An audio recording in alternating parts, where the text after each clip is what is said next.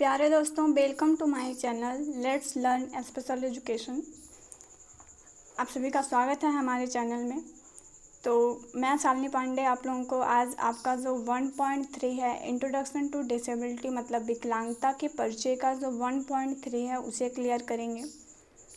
तो ये 1.3 जो है वो हम नए सिलेबस के अनुसार आप लोगों को बता रहे हैं। जो नया सिलेबस आया हुआ है RCI के द्वारा, उस सिलेबस के अकॉर्डिंग हम बात कर रहे हैं कि 1.3 आप लोगों का क्या है, इसमें आपको कौन कौन सी चीज़ों के बारे में पढ़ना है। तो चलिए, इसमें आप लोग जैसे कि आप सिलेबस देख रहे होंगे तो 1.3 में क्या है कि आपको definition and categories of disability as per national law, मतलब कि आप लोगों को दिव्यांग बच्चों के लिए कौन कौन सी संस्थाएं हैं, मतलब कौन कौन से कानूनी प्रावधान दिव्यांग बच्चों के लिए किए गए थे, उन सभी के बारे में आपको पढ़ना है कि इनके लिए कौन कौन से एक्ट आए थे और कब आए थे और वो एक्ट किस बारे में बात कर रहे थे, वो सारी चीज़ें हमें पढ़नी हैं। ठीक है, तो चलिए बात कर लेते हैं। तो देखिए, समय बदलता रहता है। पहले के समय में लोग दिव्यांगता को क्या था कि एक अभिशाप के रूप में मानते थे और उस टाइम दिव्यांग बच्चों के लिए कोई सुविधाएं नहीं थी। ठीक है, तो ऐसे बच्चों के लिए कुछ नियम, कुछ कानून बनाए गए ताकि इन बच्चों को भी जीवन जीने का अधिकार मिल सके और समाज में जो इनका अधिकार है वो अधिकार इन्हें मिल सके। इसके लिए सरकार के द्वारा कुछ कानून बनाए गए, कुछ कानून लाए गए। ठीक है, तो वो कौन कौन से कानून थे चलिए जानते हैं। देखिए, जितने भी कानून लाए गए थे उनका मेन उद्देश्य यही था कि बच्चों को जो है वो समाज की मुख्यधारा से जोड़ना है। जो बच्चे समाज की मुख्यधारा से हट गए हैं उन बच्चों को पुनः समाज में स्थापित करना ही इन सारे कानूनों का जो था वो मेन पर्पस था। इसमें कुछ महत्वपूर्ण कानून एक्ट हैं जो हमारे लिए इम्पॉर्टेंट हैं। तो उसमें पहला जो एक्ट है वो है आप लोगों का PWD, जिसे आप पर्सन्स विद डिसेबिलिटी कहते हैं। पर्सन्स विद डिसेबिलिटी पूरा फुल फॉर्म होता है इसका, persons with disability equal opportunity protection of right and full participation act 2016। ठीक है, तो PWD एक्ट 1995 में भी आया था, रिवाइज्ड किया गया तो 2016 जो है उसमें भी इसी PWD 1995 की जो PW एक्ट था उसी PWD एक्ट को रिवाइज्ड करके 2016 में लाया गया। ठीक है, उसके बाद RCI एक्ट था 1992 में आया था। ठीक है, RCI जिसे आप रिहेबिलिटेशन काउंसिल ऑफ इंडिया कहते हैं, भारतीय पुनर्वास परिषद 1992 में आया हुआ था। इसमें भी कुछ कानूनी प्रावधान थे जो कि दिव्यांग बच्चों को समाज की मुख्य धारा से जोड़ने में सहायक थे। उसके बाद NTA आया था, NTA जिसे आप नेशनल ट्रस्ट एक्ट कहते हैं। ठीक है, जो कि 1999 में आया था नेशनल ट्रस्ट एक्ट। ये भी ऐसा ही अधिकार था, मतलब ऐसा ही कानून था जो दिव्यांग बच्चों को समाज की मुख्य धारा से जोड़ने का काम करता था। इन सारे जो भी एक्ट आए थे उन सभी के बारे में हमें अपने इस यूनिट के अंतर्गत पढ़ना है। ठीक है, तो हम क्या करेंगे, एक एक करके पढ़ेंगे। इसे हम 2 पार्ट में डिवाइड करेंगे, 2 या 3 पार्ट जैसे भी बनेगा, क्योंकि टॉपिक थोड़ा सा मतलब लेंदी है, तो हम 2-3 पार्ट में करके इसको पढ़ेंगे। सबसे पहले हम ये पढ़ लेते हैं। सबसे पहले हम PWD एक्ट 1995 की जो आया था उसको पढ़ेंगे, जिसे हम विकलांग जन अधिनियम कहते हैं। PWD एक्ट PWD के क्या कहते हैं, विकलांग जन अधिनियम। ठीक है, और जो पर्सन्स होते हैं, मतलब जो व्यक्ति होते हैं, जो दिव्यांग व्यक्ति होते हैं, उनको एक और नाम से जानते हैं, वो है PWD पर्सन। ऐसे व्यक्ति जो कि दिव्यांग हैं उनको हम PWD पर्सन्स भी कहते हैं। ठीक है, और PWD एक्ट जो आया था उसको विकलांग जन अधिनियम 1995 के नाम से हम जानते हैं। ये अधिनियम जो था वो सामाजिक न्याय और अधिकारिता मंत्रालय, जिसका वर्तमान में नाम MHRD कर दिया गया है, मानव संसाधन विकास मंत्रालय, इसी के थ्रू भारत सरकार द्वारा पारित एक अधिनियम है जो दिव्यांग बच्चों को क्या करता है, दिव्यांग बच्चों के अधिकारों को और उनको दी जाने वाली सुविधाओं को सुनिश्चित करता है। दिव्यांग बच्चों के अधिकारों की रक्षा करने का काम कौन करता है? PWD 1995 का एक्ट करता है। इसमें एक मुख्य दिव्यांग आयुक्त नियुक्त किया गया था। ठीक है, एक व्यक्ति को मुख्य दिव्यांग आयुक्त के रूप में नियुक्त किया गया था, जो राज्य के जो अधिकारी थे, ठीक है, राज्यों में जो बड़े बड़े अधिकारी थे, उनको दिव्यांग बच्चों के लिए सुविधाएं उपलब्ध कराने का वो ब्यौरा देते थे। एक इसमें क्या किया गया था कि एक दिव्यांग मुक्त आयुक्त नियुक्त किए गए थे, मतलब सरकार के द्वारा एक दिव्यांग मुक्त आयुक्त नियुक्त किए गए थे, और उनका काम क्या था कि वो राज्यों से क्या करते थे? दिव्यांग बच्चों को दी जाने वाली सुविधाओं का ब्यौरा प्राप्त करते थे। जैसे अलग अलग राज्य जो है वो दिव्यांग बच्चों के लिए क्या कर रहे हैं, कौन कौन सी सुविधाएं दिव्यांग बच्चों को अपने राज्य में दे रहे हैं, इन सभी का ब्यौरा जो था वो राज्य क्या करता था, वो जो दिव्यांग मुक्त आयुक्त था उनके पास वो देता था। ठीक है, उसमें अगर इसमें हम बात करते हैं तो इसमें दिव्यांग बच्चों को अनेक प्रकार की सुविधाएं दी जाती थी, लेकिन एक क्राइटेरिया के थ्रू दी जाती थी। मतलब एक निश्चित सीमा मतलब रखी गई थी कि तभी जो है वो दिव्यांग बच्चा सुविधा पा सकता है जब वो इस सीमा के अंतर्गत आएगा। चलिए बात कर लेते हैं कि सीमाएं कौन कौन सी थी।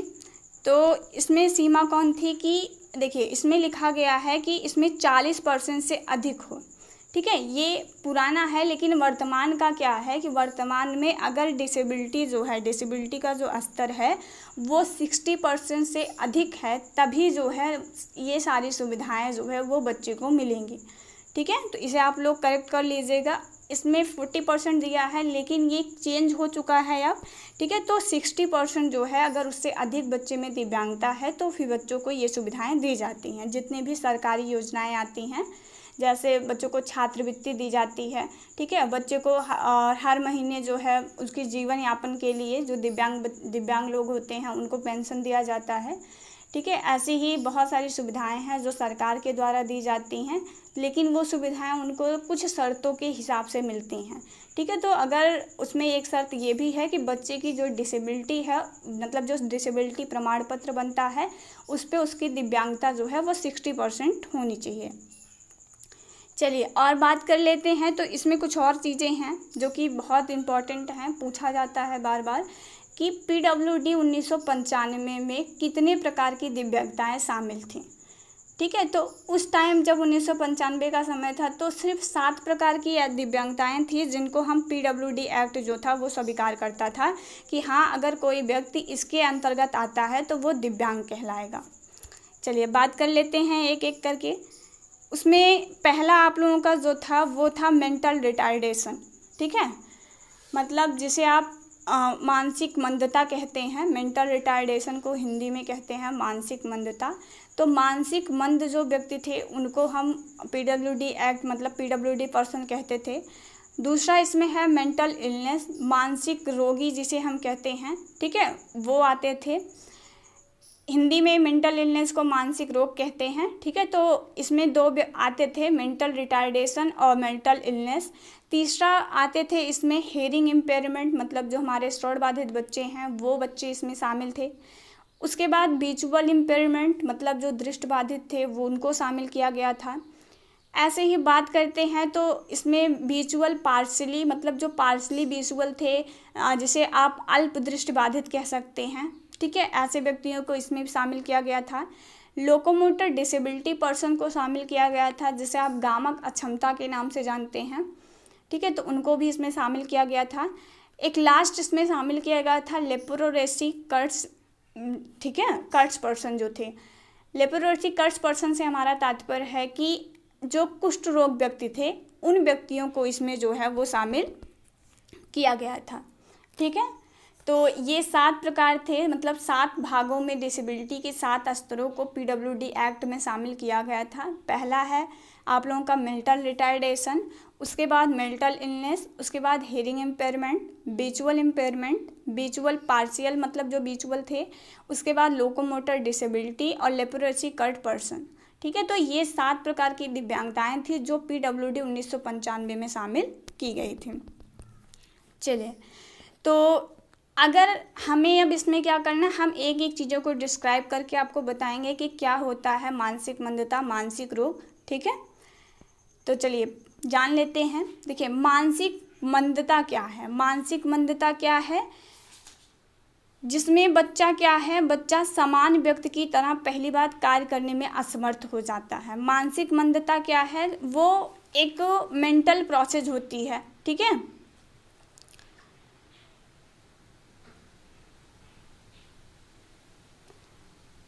बच्चा जो होता है, मानसिक मंदता हम उसे कह सकते हैं जिसमें बच्चा जो है वो सामाजिक रूप से, मतलब उसकी जो केंद्रीय तंत्रिका तंत्र होती है, बच्चे की जो नर्वस सिस्टम होता है, वो जब ठीक तरीके से काम नहीं करता है तो उसी अवस्था को हम मेंटल इलनेस, मतलब मेंटल रिटार्डेशन, मानसिक मंदता के नाम से जानते हैं।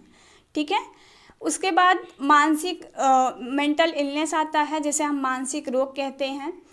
मानसिक मंदता और मानसिक रोग दोनों अलग अलग है। मानसिक रोग मतलब एक प्रकार की बीमारी, मतलब मस्तिष्क की कोई बीमारी, जैसे कोई ऐसा व्यक्ति, जैसे हम पागल कह सकते हैं, मतलब एक तरह से जो पागल जैसे पर्सन होते हैं, ठीक है, जिनको अपनी बॉडी पर नियंत्रण नहीं हो पाता है। ठीक है, जो एक कम समय के लिए, जैसे कोई ऐसा हादसा हो गया उनके सामने जिसकी वजह से वो अपनी याददाश्त खो गए, या कुछ ऐसा उनके साथ हो गया जिससे वो एक सामान्य व्यक्ति की तरह अब जीवन नहीं जी पा रहे हैं। ठीक है, मस्तिष्क के में अगर कोई क्षति हो गई, जैसे कोई चोट लग गई, कोई दुर्घटना हो गई, तो हम उसे क्या कह सकते हैं, उस अवस्था की वजह से बच्चा अगर सामान्य व्यक्ति की तरह व्यवहार करने में असमर्थ हो जाता है तो उसे हम मानसिक रोग कह देते हैं। ठीक है, मानसिक रोग जो होता है उसको ठीक किया जा सकता है, लेकिन मानसिक मंदता को ठीक नहीं किया जा सकता, उसमें सुधार किया जा सकता है। ठीक है, तो ये बहुत बड़ा अंतर है दोनों के बीच। जो मानसिक मंदता होती है उसमें हम सुधार कर सकते हैं, बट पूरी तरह से वो ठीक नहीं हो सकता है। लेकिन मानसिक रोग मस्तिष्क की एक ऐसी अवस्था होती है जिसको हम इलाज के थ्रू जो है वो ठीक कर सकते हैं। आगे हम बात करेंगे हियरिंग इम्पेयरमेंट की। क्या श्रवण बाधिता क्या होती है। नॉर्मल सी भाषा में अगर हम समझना चाहें तो जो व्यक्ति ना सुन पाए, ठीक है, जिनकी सुनने की क्षमता जो है वो बाधित हो, सुनने में उनको कठिनाई हो, ऐसे व्यक्तियों को ही हम श्रवण बाधित कहते हैं। ठीक है, तो देखिए श्रवण बाधिता क्या है, किसी भी व्यक्ति या बच्चे के कान के किसी भी भाग में रचनात्मक या कार्यात्मक रूप से क्षति के परिणाम स्वरूप जो सुनने संबंधी समस्या उत्पन्न होती है उसे श्रवण दोष या बहरापन कहेंगे। कोई भी व्यक्ति जिसको कान में कोई भी प्रॉब्लम हो, जैसे कान के 3 पार्ट हैं, एक्सटर्नल, इंटरनल और मिडिल। ठीक है, तो तीनों पार्ट में से किसी भी पार्ट में, चाहे वो उसके फंक्शन में, मतलब कान के कोई फंक्शन में कोई प्रॉब्लम आ गई हो, या फिर उनकी कान की संरचना ही ऐसी बन गई हो जिसकी वजह से बच्चा नहीं सुन पा रहा है, तो उस स्थिति को हम क्या कहते हैं, उस स्थिति को हम हियरिंग इम्पेयरमेंट कहते हैं, और ऐसे पर्सन को hearing impairment person. PWD act जो है इसमें अपनी परिभाषा देता है कि हम कौन से व्यक्तियों को जो है वो क्या कहते हैं, हियरिंग इम्पेयरमेंट कहेंगे। तो हम जो है वो अगर किसी व्यक्ति की जो सुनने की क्षमता है वो 70 dB से अधिक हो जाती है तो ऐसे व्यक्तियों को ही हम क्या कह देते हैं, हियरिंग इम्पेयरमेंट कह देते हैं। आगे इसमें बात करते हैं तो वो दृष्टि बाधिता आती है, मतलब जिसे आप जो है विजुअल इम्पेयरमेंट कहते हैं, मतलब देखने की क्षमता में कमी। जो देखने की क्षमता जब व्यक्ति की चली जाती है, व्यक्ति सामान्य व्यक्तियों की तरह चीज़ों को नहीं देख पाता है, ठीक है, तो उसे हम क्या कहते हैं, दृष्टि बाधित कहते हैं। ठीक है, लेकिन इसमें जो दृष्टि जाती है वो पूर्ण रूप से जाती है, मतलब दृष्टि बाधिता क्या है, जब दृष्टि पूर्ण रूप से चली जाए तो उसे हम क्या कहते हैं, उसे हम दृष्टि बाधित कहते हैं। आगे इसमें बात करते हैं तो अल्प दृष्टि बाधित होता है। अल्प दृष्टि बाधित का मतलब है कि व्यक्ति बिल्कुल नहीं देख सकता है लेकिन कुछ हद तक देख सकता है। ठीक है, अल्प का मतलब होता है कम, थोड़ा। तो अल्प दृष्टि बाधित क्या है, जिसमें व्यक्ति जो है चीज़ों को थोड़ा कम देख पाता है। ठीक है, मतलब वो आँख के बहुत पास करके चीज़ों को पढ़ पाएगा, लेकिन जो अल्प दृष्टि मतलब जो दृष्टि बाधित रहते हैं वो नहीं पढ़ पाएंगे आँख के समीप करके, लेकिन जो अल्प दृष्टि बाधित व्यक्ति रहते हैं वो चीज़ को बहुत ज़्यादा आँख के करीब करके वो चीज़ों को पढ़ सकते हैं। ठीक है, उसके बाद हम बात करते हैं गामा का क्षमता की। गामक अक्षमता से तात्पर्य है, जैसे आप लोग मोटर का मतलब समझते होंगे, मोटर एक्टिविटी अगर आप लोग जानते होंगे तो मोटर एक्टिविटी क्या है, जो गामक क्रियाएं हैं, ठीक है। जैसे उठना, बैठना, चलना, दौड़ना, ठीक है, लिखना, ये सब क्या है, एक प्रकार की गामक क्रियाएं हैं। तो अगर व्यक्ति की गामक क्रियाएं बाधित हो जाती हैं, गामक अंगों में किसी प्रकार का कोई विकार हो जाता है, तो ऐसे व्यक्तियों को ही हम गामक अक्षम कहते हैं, ठीक है। और मतलब गामक अक्षमता हम उसे कहेंगे। देखिए, अगर मस्तिष्क में मान लीजिए कोई कमी आ गई, मतलब जो दिमाग है वो ठीक ढंग से काम नहीं कर पा रहा है, जैसे वो नियंत्रण नहीं कर पा रहा है, ठीक है। और वो जैसे आप लिख रहे हैं तो आप लिख नहीं पा रहे हैं, उंगलियां कँप रही हैं, ठीक है। पैर जो है, अगर मान लीजिए लोकोमोटर डिसेबिलिटी के अंतर्गत आता है, ऐसे व्यक्ति जो कि जैसे चलने फिरने, उठने बैठने, लिखने, ये सारी क्रियाओं को करने में असमर्थ हैं। जो गामक क्रियाएं होती हैं, ठीक है, जो हम हाथ पैर के द्वारा, मस्तिष्क के द्वारा क्रियाएं करते हैं, उन क्रियाओं में अगर कोई बाधा उत्पन्न हो जाती है, वो क्रियाएं ठीक ढंग से नहीं हो पाती हैं, तो ऐसे व्यक्तियों को ही, ऐसी ही प्रकार की स्थिति जो होती है वो गामक अक्षमता कहलाती है, और ऐसे व्यक्तियों को गामक अक्षम कहते हैं। उसके बाद आता है कुष्ठ रोग मुक्त। चलिए बात करते हैं कुष्ठ रोग मुक्त की। तो देखिए, शरीर की जो बाह्य त्वचा में किसी प्रकार के धब्बे का बन जाना या बाह्य त्वचा का उभर जाना कुष्ठ रोग है। देखिए, कुष्ठ रोग मुक्त समझने से पहले हम कुष्ठ रोग समझते हैं।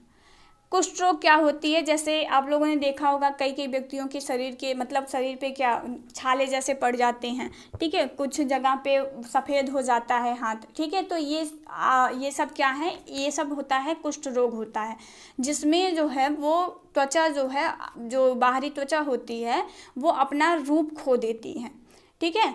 उस पर दाग धब्बे पड़ जाएंगे, त्वचा पूरी तरह से सफ़ेद हो जाएगी, तो उसे हम कहते हैं कुष्ठ रोग। अब कुष्ठ रोग मुक्त क्या होता है? कुष्ठ रोग मुक्त होता है कि जैसे एक बार कुष्ठ रोग हो गया हो, ठीक है, जैसे कुष्ठ रोग हो गया हो, उस कुष्ठ रोग की वजह से बच्चे की, मतलब व्यक्ति में क्या है, संवेदनशीलता अब खत्म हो चुकी है। जैसे हाथ में कुष्ठ रोग हुआ है तो अब हाथ की संवेदनशीलता खत्म हो गई है। ज़रूरी है संवेदनशीलता को समझना। संवेदनशीलता का मतलब है महसूस करने की जो क्षमता है, ठीक है।